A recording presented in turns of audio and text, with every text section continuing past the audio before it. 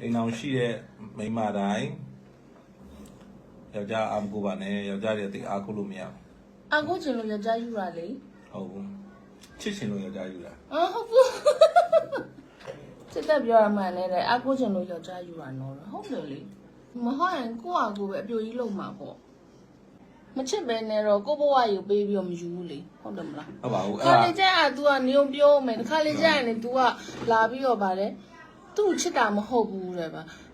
မချစ်ပဲနဲ့ယူမလားလို့ ခိုင်းကောင်းလို့ ဘာခိုင်းရလဲပြောဘာခိုင်းလဲပြော A few moments later. ဆက်ပြောလေ ဟောလေတူသွားမယ်လေ သူသွားပြီ အဲ့တော့ကော်ဖီတောက်ချင်တယ် ဟုတ်ကဲ့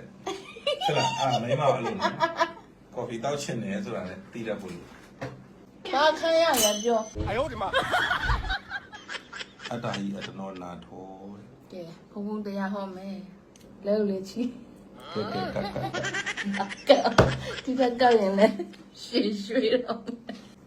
တင်မဖရတယ်ဟာအဲ့ဒါသင်္ကန်းလာလူပြီးမယ်လေဘယ်လိုဖြစ်လို့ငါဘုန်းကြီးဝခိုင်းနေ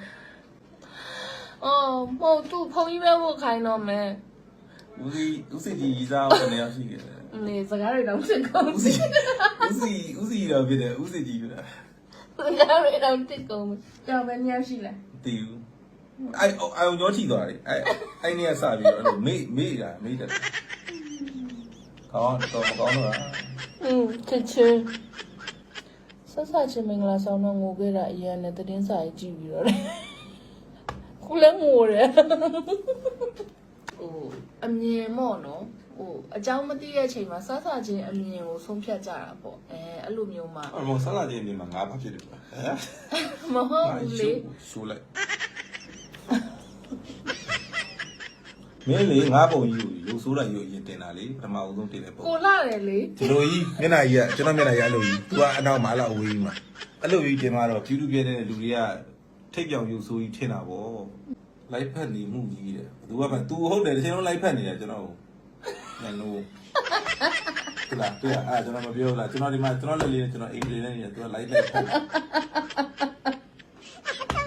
လိုကြီးလေချာ အာ